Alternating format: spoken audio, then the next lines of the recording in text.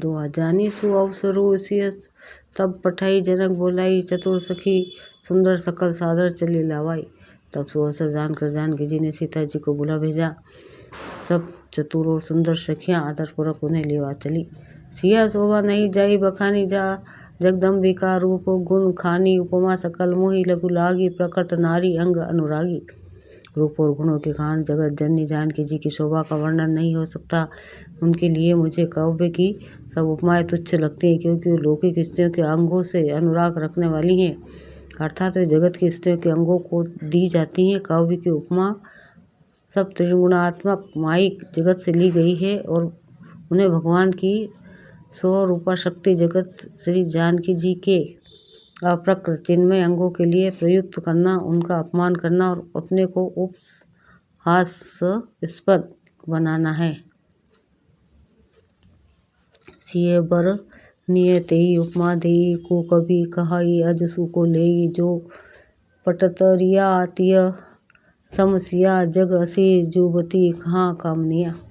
सीता जी के वर्णन में उन्हें उपमाओं को देकर कोई कुकवि कहलाए और अपयश का भागी बने, अर्थात सीता जी के लिए उन उपमाओं का प्रयोग करना सुकवि के पद से च्युत होना और अपकीर्ति मोल लेना है। कोई भी सुकवि ऐसी नादानी एवं अनुचित कार्य नहीं करेगा। यदि किसी स्त्री के साथ सीता जी की तुलना की जाए तो जगत में ऐसी सुंदर युवती ही कहाँ जिसकी उपमा उन्हें दी जाए। गिरा मुखर तन अर्थ भवानी रति अति दुखित अतनुपति जानी विष बरुणी बंधु प्रिय जेहि कहिया राम रामार सम कीमी वेद ही। पृथ्वी की स्त्रियों की तो बात ही क्या है, देवताओं की स्त्रियों को भी यदि देखा जाए तो हमारी अपेक्षा कहीं अधिक दिव्य और सुंदर है। तो उनमें सरस्वती तो बहुत बोलने वाली है। पार्वती अर्धांगिनी है, अर्थात अर्ध नारी नटकेश्वर के रूप में उनका आधा ही अंग स्त्री का है, शेष आधा अंग पुरुष शिव जी का है। कामदेव की स्त्री रति पति को बिना शरीर का अनंग जानकर बहुत दुखी रहती है और जिनके विष और मध्य जैसे समुद्र से उत्पन्न होने के नाते प्रिय भाई हैं, उन्हें लक्ष्मी के समान तो जानकी जी को कहा ही कैसे जाए। जो छवि सुधा पयोनिधि होई परम रूपमय कच्छुप सोई शोभा रज्जु मंदरु सिंगारू मथे पानी पंकज निज मारू। निज जिन लक्ष्मी जी की बात ऊपर कही गई है वे निकली थी इस खारे समुद्र से, जिसको मथने के लिए भगवान ने अति कर्कश पीठ वाले कच्छप का रूप धारण किया। रस्सी बनाई गई महान विश्वधर वासुकी नाग के मथनी का कार्य किया। अतिशय कठोर मंदरचल पर्वत ने और उससे माथे सारे देवताओं और दैत्यों ने मिलकर जिन लक्ष्मी को अतिशय शोभा की खान और अनुपम सुंदरी कहते हैं, उनको प्रकट करने में हेतु बने थे। ये सब असुंदर एवं स्वभाव की कठोर उपकरण एवं उपकरणों से प्रकट हुई लक्ष्मी श्री जानकी जी की समता को कैसे पा सकती है। हाँ, इसके विपरीत यदि छवि रूपी अमृत का समुद्र हो, परम रूप में कच्छप हो, शोभा रूप रस्सी हो, श्रृंगार रस पर्वत हो और उस छवि के समुद्र को स्वयं कामदेव अपने ही कर कमल से मथे। दोहा यही विधि उपजे लच्छी जब सुंदरता सुखमूल तदपि सकोच समेत कभी कह ही सिय समतूल।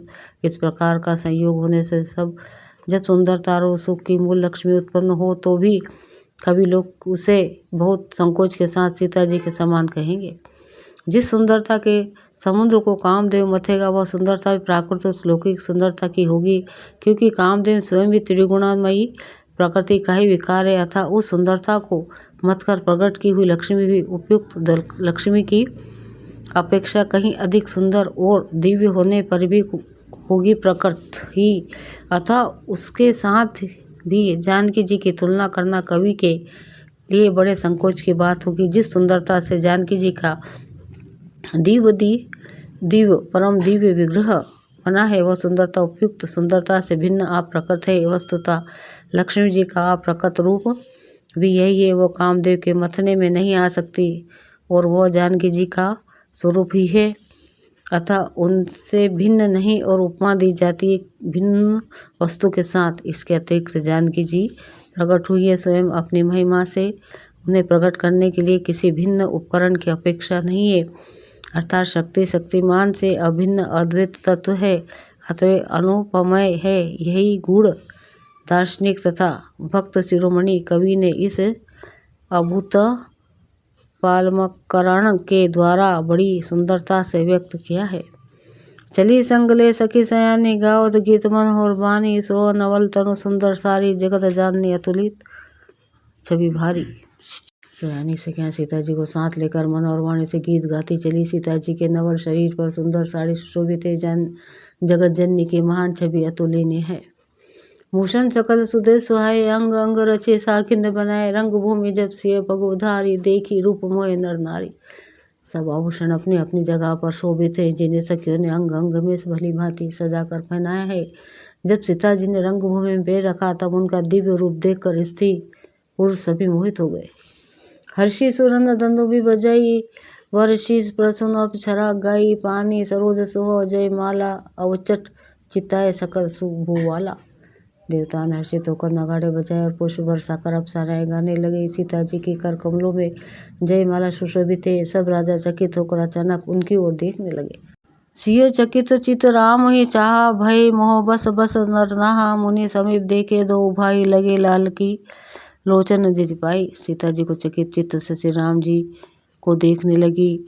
तब सब लोग राजा लोग मोह के वश हो गए। सीता जी ने मुनि के पास बैठे हुए दोनों भाइयों को देखा तो उनके नेत्र अपना खजाना पाकर ललचाकर वहाँ श्री राम जी में जा लगे, स्थिर हो गए।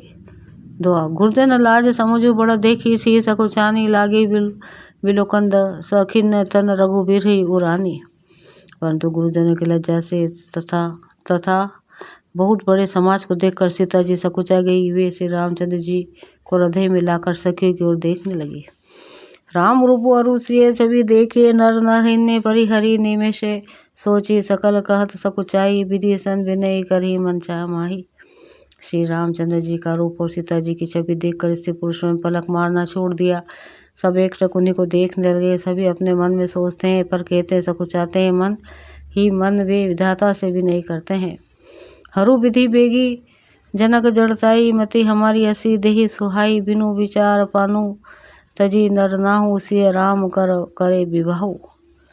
हे विधाता, जनक की मूर्ता को शीघ्र हर लीजिए और हमारी ऐसी सुंदर बुद्धि उन्हें दीजिए कि जिससे बिना ही विचार किए राजा अपना प्राण छोड़कर सीता जी का विवाह राम जी से कर दे।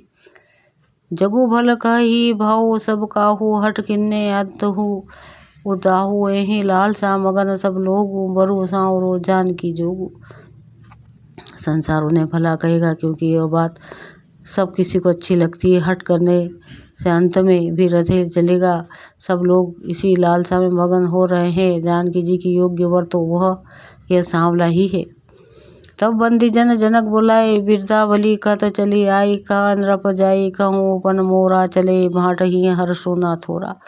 तब राजा जनक जी ने बंदी जनों भाटों को बुलाया। वे बिरदावली वंश की कीर्ति गाते हुए चले आए। राजा ने कहा, जाकर मेरे प्रण सबसे कहो भाट चले। उनके हृदय में कम आनंद ना था। दुआ बोले बंदी बचन बर सुनहु, सकल मही पालपन विदही कर कहीं, हम भुजा उठाई विशाल। भाटों ने श्रेष्ठ वचन कहा, हे पृथ्वी के पालना करने वाले सब राजागण सुनिए, हम अपनी भुजा उठाकर जनक जी का विशाल प्रण कहते हैं। नृप भुजा बलु विधु शिवा धनु, राहु गरुआ कठोर विदित सब काहू, रावनु बानु महा बट भारे, देखिए सरासन गवे सिधारे। राजाओं की भुजाओं का बल चंद्रमा, शिव जी का धनुष राहु है, वो भारी है कठोर है, यह सबको विदित है। बड़े भारी योद्धा रावण और बाणासुर भी इस धनुष को देखकर गोश से चुपके से चलते बने। उसे उठाना तो दूर है, छूने तक की हिम्मत ना हुई। सोई बुरारी गोदंडू कठोरा, आज समाज अजू जोई तोरा, त्रिभुवन जय समेत वेद ही बिना ही विचार बरी हटी देही। उसे शिव जी के कठोर धनुष को आज इस राज समाज में जो तोड़ेगा, तीनों लोगों की विजय के साथ ही उसको जानकी जी बिना किसी विचार के हठपूर्वक वरण करेगी। सुनी पन सकल भूप अभिलाषे, भट्ट मानी अतिशय मन माँ के, परी कर बांधी उठे अकुलाई, चले इष्ट देवन सिर नाई। प्रण सुनकर सब राजा लालचा उठे। जो वीरता के अभिमानी थे वे मन में बहुत ही तन्मताए तन तमाए, कमर कसकर आकुला कर उठे और अपने इष्ट देव को सिर नवाकर चले। तमकी ताकी ताकी से वह धनुधर ही उठे न कोटि भांति बलु करही, जिनके कछु विचारो मन माही चाप, समय पर मही अपना जाही। वे तमक कर बड़े तवाव से शिव जी के धनुष की ओर देखते हैं और फिर निगाह जमा कर उसे पकड़ते हैं। करोड़ों भांति से जोर लगाते हैं पर वह उठता ही नहीं। जिन राजाओं के मन में कुछ विवेक है वे धनुष के पास ही नहीं जाते।